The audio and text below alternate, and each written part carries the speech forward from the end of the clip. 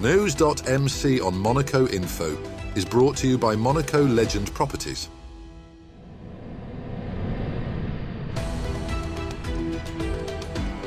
Bringing you news on Monaco's economy, culture, sports and more. Welcome to News.mc, your English rendezvous on Monaco Info.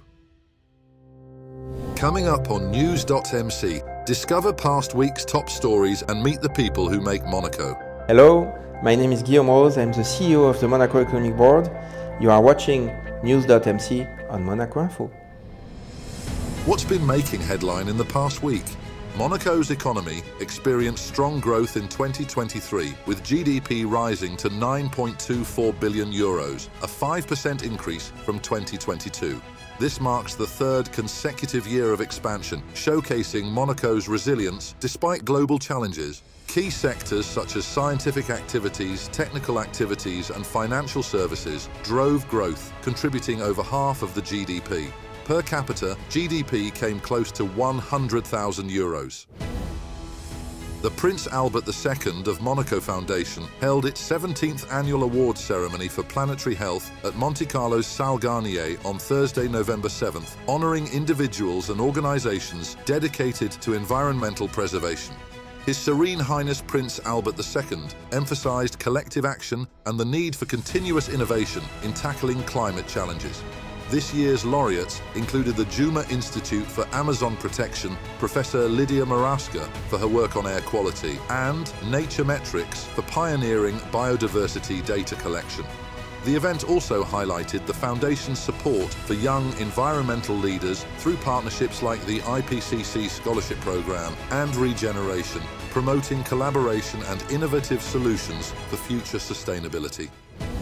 His Serene Highness Prince Albert II attended the signing of a partnership between the Prince Albert II Foundation and the newly established Vendée Globe Foundation on Friday, November 8th in Les Sables d'Olonne, highlighting the significance of scientific cooperation for marine ecosystem preservation. This collaboration aligns with the Vendée Globe Race's values of courage and respect for the oceans. The partnership includes fostering sustainable practices and supporting young leaders through shared initiatives. His Serene Highness Prince Albert II, now Honorary President of the Foundation, joins efforts to advance conservation projects guided by a scientific council led by Dr. Frank Zal. Boris Herrmann, a member of the Yacht Club de Monaco, has taken on the 10th edition of the Vendée Globe, beginning on Sunday, November 10th, in Les Sables d'Olonne.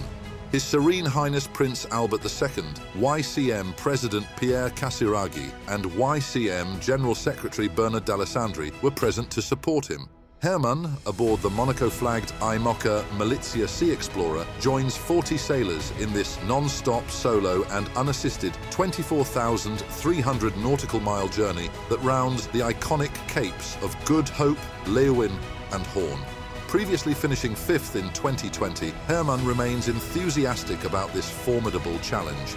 His vessel, launched in 2022 after 45,000 hours of construction, will be equipped with an ocean pack to collect vital marine data, aligning with Monaco's commitment to marine science and sustainability.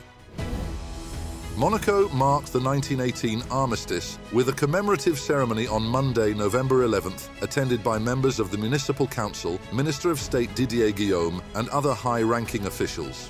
The event began with wreath-laying on Boulevard de Belgique and continued with a traditional remembrance ceremony honoring those who lost their lives in both world wars, accompanied by performances from the Carabinieri Orchestra and municipal music. The day concluded with a gathering at the Maison de France.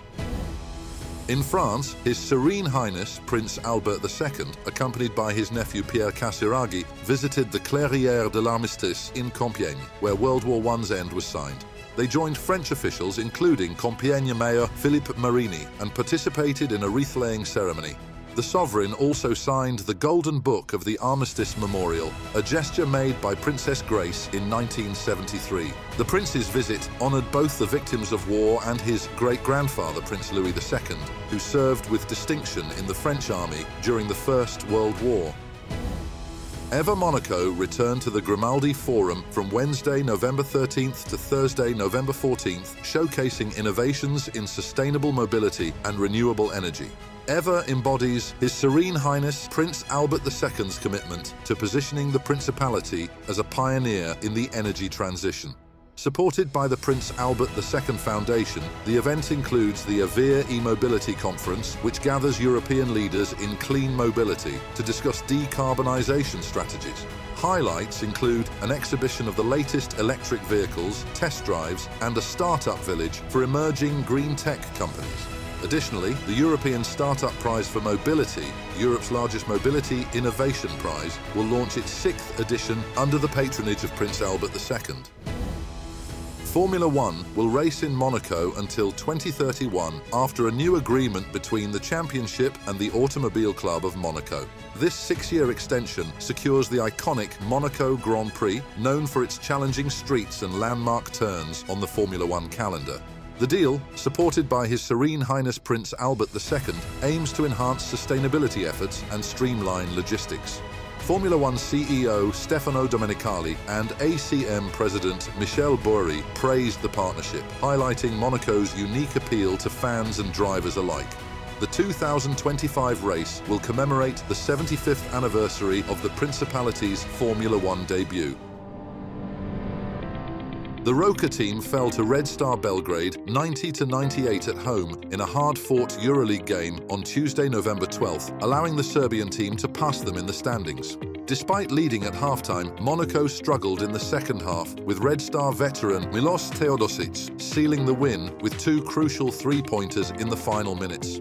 Mike James and Eli Okobo each scored 20 points, but it wasn't enough to close the gap. This marks Monaco's 2nd home loss, dropping their record to 5 wins and 4 losses, and adding urgency to upcoming games against Vitoria and Asvel. Next up, our exclusive interview with the personalities making the Principality.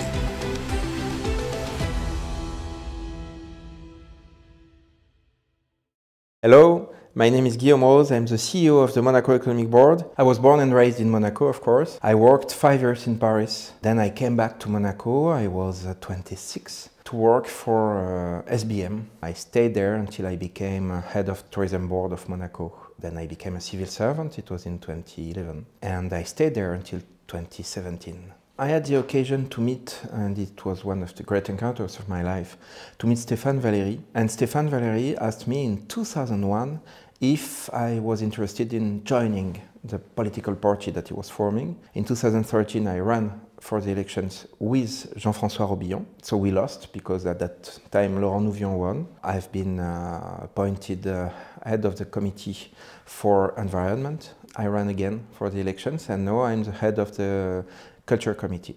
Monaco Economic Board is doing a job, let's say, of promotion in general, like a Chamber of Commerce, but as everything in Monaco is more personal, with a more personal touch. Today we are very proud to welcome 650 companies. I don't think that we have any sector that is not at all represented in the Monaco Economic Board. My job is to promote them at the same level. We work both for promoting the small companies and helping the big companies to get bigger in the Principality and to get bigger from the Principality, both destinations. Since I began at the Monaco Economic Board, we organize between 3 to 6 missions. We are not coming to any country to invest in that country. In fact, some people could get disappointed because they expect to see billionaires coming and saying, oh, I've got 2 million to put there, 3 million to put there. It's never the case. Of course, we work with normal companies. Monaco is really a place for entrepreneurs, not a place dedicated only to entertain the billionaires. We have wonderful encounters because people from Monaco in general are extremely well behaved. They expect professional environment, and the professionalism of our companies is always very well looked upon when we work abroad. Selling is a good word because we've got to have results. In Monaco, we don't have so many room for companies. We don't have so many room at the price of the square meter. We've got to create, we've got to think. Our companies, our startups, are companies in innovation. Innovation is a motto. Because we don't have so many square meters, we've got to find solutions with less people and more products and more revenues, of course.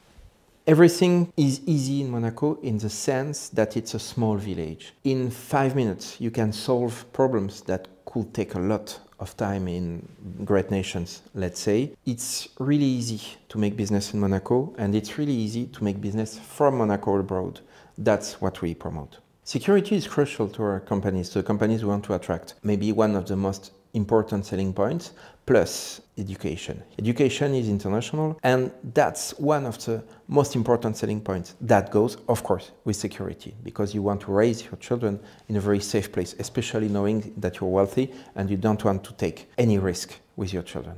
Of course, Monaco is fiscally interesting, but what you have to know is that Monaco is not only fiscally interesting. It's interesting in terms of security, in terms of quality of life, in terms of education, in terms of web, in terms of coordination with the companies that are in Monaco, being nearby the airport and being so well connected to the rest of the world. The fiscal part of it is only one part of the many assets that Monaco has. As I said, innovation is crucial in Monaco or to our companies. These innovations concern the environment and the way to get greener. You must know also that we organize a lot of conferences, and some of these conferences, called Club de l'Eco, are conferences dedicated to the impact that Monaco has in the region. And this Trophée du Club de l'Eco is also part of this impact on the region. Depending on the conferences we organize between 6 to 10 conferences a year. I think especially of the Africa Day that we organize in conjunction with one of our main partners that is called CEMA, Club des Entrepreneurs Monégasques en Afrique, in conjunction with newspapers, in conjunction with institutions. We organize that Africa Day that takes more and more importance every year. I personally consider that the principal strength of Monaco is being so international. There is no racial tension, there is no religious tension, there is no social tensions. We are so much together in such a small country, makes every one of us more international. In terms of education, a huge asset. In terms of economy, a huge asset. And in terms of culture, a huge asset. What can we ask more? Tourism is a part of the economy. Tourism has launched the economy in Monaco, we can say that. Our economy comes from tourism, but as diversified, we work with all, let's say, the festivals or the organization of festivals. I think about Monaco Mediax, for example. All that ecosystem and all these institutions dedicated to promoting the Principality outside and to show that the Principality can shine in the world is part of economy for us to make people work together. I've got two passions. One is the cinema, because I never quit the world of cinema. And the other one, more productive, I would say, is history. If we speak about it, some solutions for the economy of tomorrow. What François Blanc designed and decided with the Prince Charles III still works today. That means that in history, you can find the future. That's all for today. Thank you for watching News.mc, your English rendezvous on Monaco Info. Discover the full interview and more stories on our websites, News.mc and MonacoInfo.com. Next week we will receive Joël Bachelon, General Secretary of FCEM. This show is intended to provide a summary of the past week's top stories for the English-speaking audience. For daily and real-time news updates in English, please visit News.mc and subscribe to our free daily newsletter. For French news, visit MonacoInfo.com. This show was brought to you by Monaco Legend Properties.